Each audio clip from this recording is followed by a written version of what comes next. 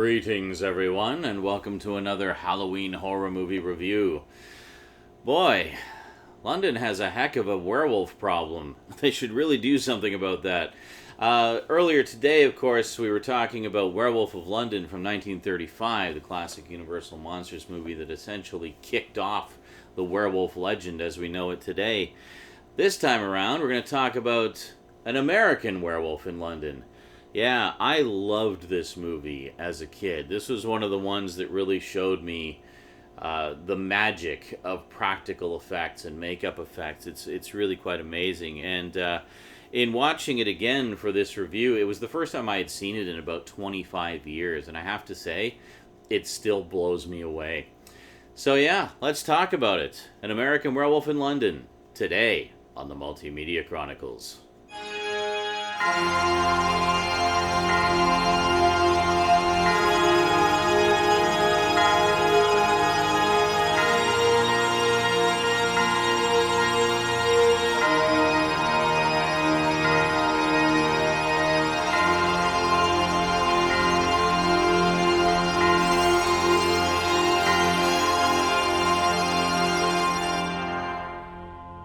Welcome back.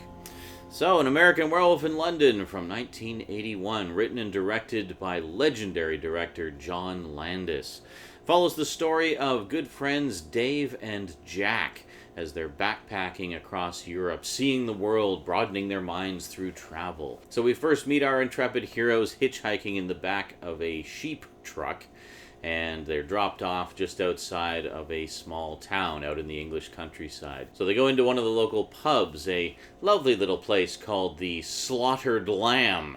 So they meet with some of the locals who don't seem terribly welcoming, but they are gracious enough, and they swap some stories and some jokes and whatnot, and it's all quite lovely. And Dave and Jack can't help but notice there's a huge pentagram on the wall with candles on either side of it, and apparently it's a symbol to ward off evil. Now, one thing the locals keep stressing to Dave and Jack is if they're going to be walking around, especially at night, they should stick to the roads and avoid the moors at all costs. In fact, even right from the very first scene, the driver of the sheep truck tells them, don't go across the moors, stick to the roads. So needless to say, they find themselves walking at night, and something is following them. Sounds like an animal. They keep walking around trying to determine which direction it's coming from, trying to walk away from it. And Jack mentions, didn't they say something about we should avoid the moors? And Dave looks down and sees that they're not on the road, they're in the middle of the moors somewhere, and just says, whoops. Needless to say, the thing stalking them is a werewolf. It brutally attacks and kills Jack, and then goes for Dave, and then suddenly a gunshot rings out, and we see a bunch of the locals from the tavern. And just as Dave is passing out, he looks over to where the werewolf was, and sees a naked man with gunshot wounds, and the man dies, and then Dave passes out. And that's where it all begins. So we know now the clock is ticking. It's only a matter of time before our intrepid hero Dave himself becomes a werewolf. Now, the interesting thing about An American Werewolf in London is it's one of those rare examples of blending comedy and horror, but doing so in a way that is seamless and feels very natural and organic. It's not like the comedy aspects are forced in any way. They happen very naturally. It's just through the dialogue exchanges of the characters. Like, for example, in the opening scene, there's a lot of humor that comes from the conversations that Jack and Dave are having as they're walking down the country road heading to the tavern, just as they're swapping stories and talking about girls they like and trading a few light barbs back and forth as best friends do. And even when the horror begins, when they're being stalked by the werewolf, the reactions are very natural. I mean, a very natural reaction, I think, for humans is to laugh in the face of danger, because it helps us to cope with fear so that we don't become overwhelmed by the fear. And that's very much what An American Werewolf in London does with its characters. Dave and Jack are terrified beyond belief, but they're kind of making jokes as they're being stalked by this beast.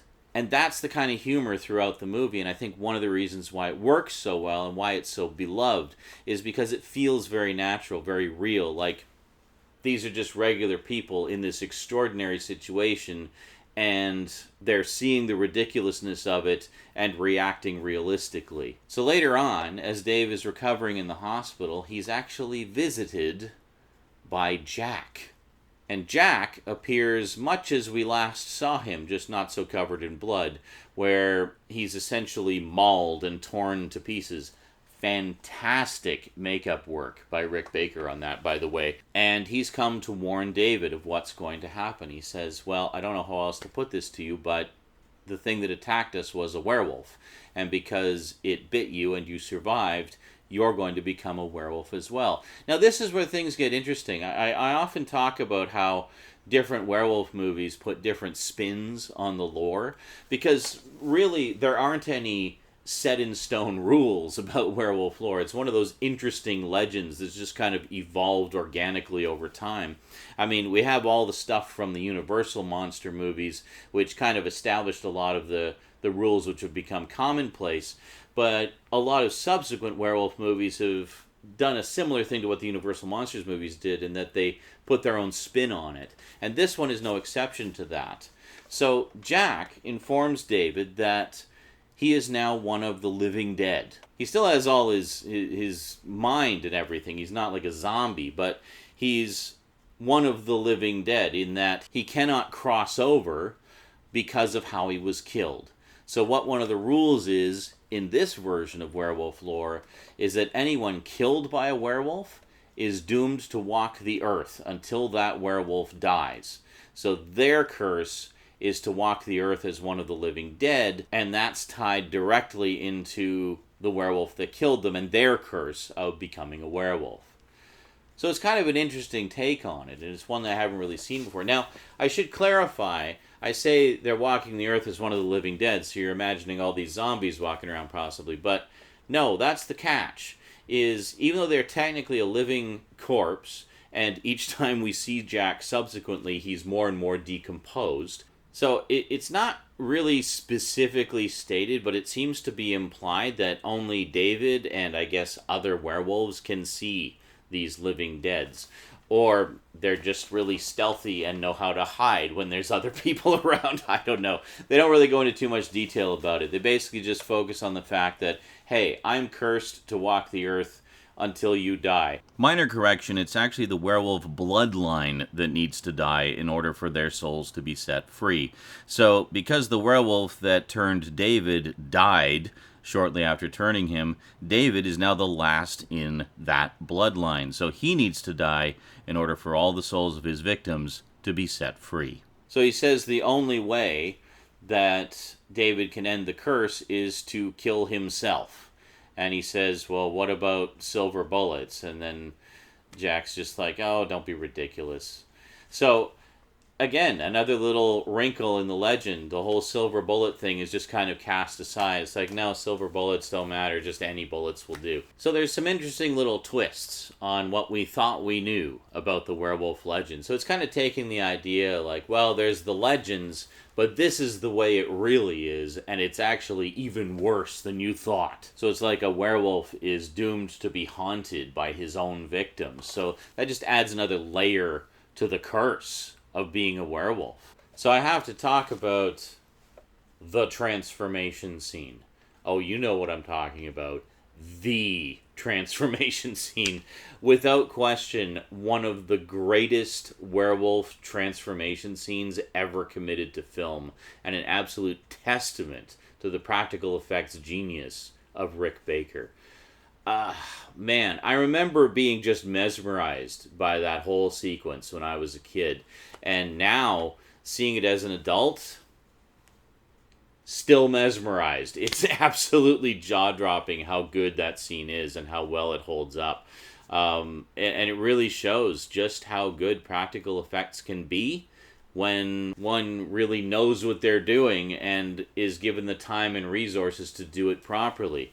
It's fantastic. It's absolutely fantastic. And I love that whole scene where it's leading up to it. You know that there's going to be a full moon that night, and David is he's befriended a nurse from the hospital, and he's staying at her place. She's at work, and he's just kind of passing the time during the day, bored out of his mind, pacing around.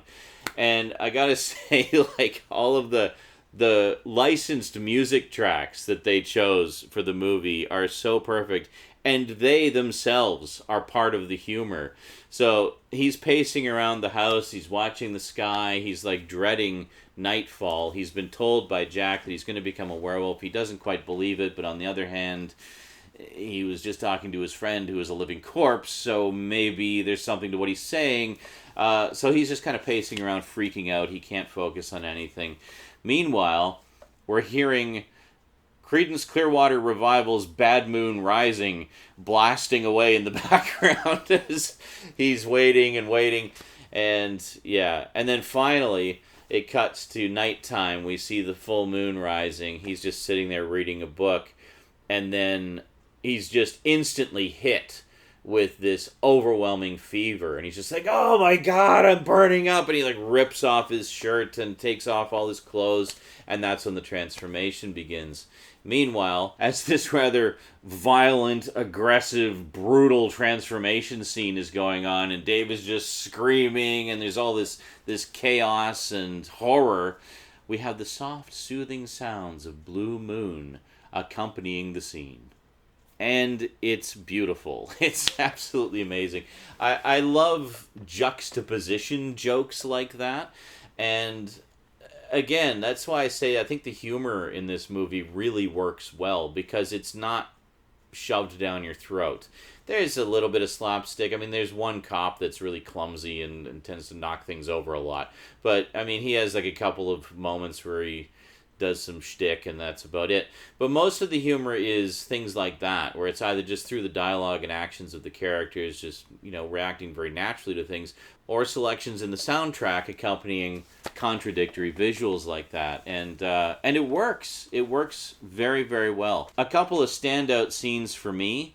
There's a wonderful horror scene where a man gets off a subway at night, and there's nobody else in the station. It's just him, and it's just this vast labyrinth of tunnels, and he hears the werewolf growling off in the distance, and it's just this wonderful, tense scene. I remember it scaring the shit out of me when I was a kid. It was such a scary scene, and still is quite scary. And the thing that makes it scary is the fact that once he realizes he's being stalked by some kind of creature, some kind of animal or what have you, he's just trying desperately to get out of the subway station. So he's running down these long, almost seemingly endless corridors where there's nowhere to turn.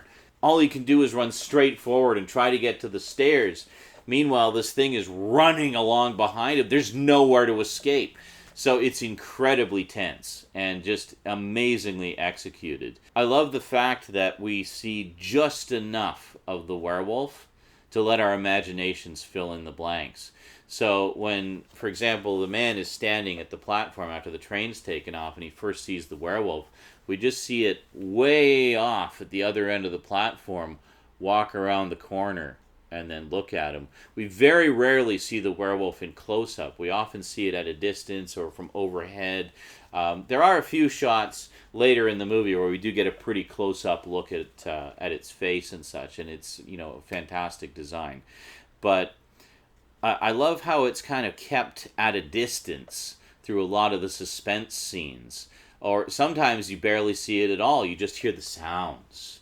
So much is done with the sound in this, where it's out there in the darkness somewhere. Where is it? There's another scene with a couple that are coming to visit some friends, and that scene is done primarily with sound, where we hear the werewolf in in the forest somewhere. We know that it's out there. It's essentially this one particular night where the werewolf just goes on a friggin' rampage and kills like 6 people. And every one of those moments has its own unique structure as to how suspense is created. I mean, we know what's coming. We know that, a regular human unarmed has no chance against a werewolf. I mean, it's faster than you, it's stronger than you, it's all teeth and claws. I mean, if a werewolf gets its sights on you, you're freaking doomed. There's nothing you can do. So, one of the most flat-out hilarious scenes in the movie, after we've seen all of this absolute horror, we get a lighter moment in such an unexpected way, laced with so much dark humor. I just love this scene so much. David goes to meet Jack in a porno theater. By this point, Jack is like very decomposed. He's basically a skeleton with just flesh hanging off of him. And there's a few things that make this scene particularly hilarious. First, the porno movie that's up on the screen. As near as I can tell, the plot of the porno movie goes something like this. There's a guy and a girl that are just trying to have sex and enjoy each other, but they keep getting interrupted. So it's like the plot is the constant interruptions, and that's as far as the plot goes. It's like, telephone rings, it's a wrong number. Guy bursts into the room, it's like, I told you never to do this again. It's like, I've never seen you before in my life. Oh, sorry. And then he just leaves. It's a perfect little jab at just how ridiculous and convoluted porno plots tend to be. But it doesn't end there. That's just kind of the backdrop to the scene. Meanwhile, Jack is there, and he's brought along the other 5 people that David killed the night before, and he introduces them around. Needless to say, they're not all terribly pleased to see him, but essentially Jack is trying to make a point to David, saying like, look, this is just what happened in one night. You killed all these people. Now we're all doomed to walk the earth as the living dead. You have to kill yourself. And he's just like, well, I don't know how I can do it. So they all start giving him suggestions on different ways he can kill himself. In particular, I couldn't help but laugh at the couple, the ones that were going to surprise their friends, because they're like the nicest, sweetest, bubbliest, happiest couple you've ever seen. And they're being like, oh, you could shoot yourself in the face. And they're just being like so overly cheerful about their suggestions. It's absolutely freaking hilarious. I was just laughing my butt off during that whole scene. Yeah, like as I said before, I hadn't seen this in about 25 years. I just remember really liking it as a kid. And, obviously enjoying the effects and the horror and the comedy and stuff. It was interesting to me. I don't remember how old I was when I actually saw it for the first time. I don't think it was my first R-rated movie. I'm sure that one was The Thing when I was 12. But I probably would have seen this around the same time. I remember seeing it quite a few times when I was a kid because my mom had taped it off pay TV or something. So I just rewatched it a bunch of times and really enjoyed it. It was interesting to me because up until this point, horror movies I had seen were strictly horror. Comedy movies were strictly comedy. But here was this strange animal. It was this seamless blend of comedy and horror. Like, even as a kid, I found the horrifying elements genuinely horrific and, they scared the crap out of me. But at the same time, I was laughing at all the funny parts. So it was just this weird blend that I'd never experienced before. And I think that was the same for a lot of people who saw it, because there really wasn't a lot of movies that were like that. I mean, sure, we had comedy horror movies, like, all the Abbott and Costello meet such and such monster movies, but those are straight up comedies, and they just kind of have the monsters there in comedic form. This is a straight up proper horror movie, but it happens to also be very funny. However, I wouldn't call it a comedy. I'd still say it's a horror movie, but it's a horror movie that has comedic elements, and it works beautifully. Like, I can't say enough good things about this movie, honestly. So yeah, there's a special edition coming out from Arrow that I really want to get. This Blu-ray that I have is released from a few years ago, called the Restored Edition. It doesn't really go into much detail about whether it was a new transfer or what. I mean, it looked fine to me, maybe a little bit on the soft side, but otherwise the picture quality looked okay to me. Yeah, but being such a huge influential movie for me personally, that's one I definitely plan to upgrade to the Arrow set. Plus, the Arrow sets have such wonderful extras. This one does have a pretty good selection of extras, though. I mean, it has a feature-length documentary called We Wear the Moon. It's got I Walked with a Werewolf, Making an American Werewolf in London, an interview with John Landis, makeup artist Rick Baker on An American Werewolf in London, casting of The Hand, outtakes, storyboards, photograph montage, and feature commentary with cast members David Naughton and Griffin Dunn. So that's pretty cool. Definitely going to be giving that commentary a listen. So I would hope that the Arrow edition ports over most, if not all of that. And if not, well, you can get this edition pretty cheap. As always, I'll include Amazon links to both editions in the description for you. I'm not sure when the Arrow edition comes out, but the pre-order should be up, so at the very least you'll be able to pre-order it. Oh, before I forget, a lot of the British actors in this will be familiar to fans of British movies and television. It's a bit of a who's who. One in particular stood out, though. Keep an eye out in The Slaughtered Lamb for a very young Rick Mayall. Alrighty, well, I think that's enough gushing about An American Werewolf in London for now. Needless to say, I fell in love with this all over again. I hadn't seen this in about 25 years, and I forgot just how good it was. Like, just how consistently, endlessly entertaining it is. It's just such a good movie. Oh, and if anyone's wondering, I've never actually seen the sequel, An American Werewolf in Paris. I don't even own it. I'll check it out one of these days. I heard it's nowhere near as good, but whatever, I'll check it out at some point. In the meantime, we always have this one. Alrighty, that is it from me to you for now. So, as always, as I said, I'll include Amazon links in the description if you want to get this edition and or the Arrow edition. Yeah, so thank you very much for watching. Big thanks to my Patreon sponsors. Be sure to catch me on Twitch. I stream almost every day, and I'll see you next time. Until then, sayonara.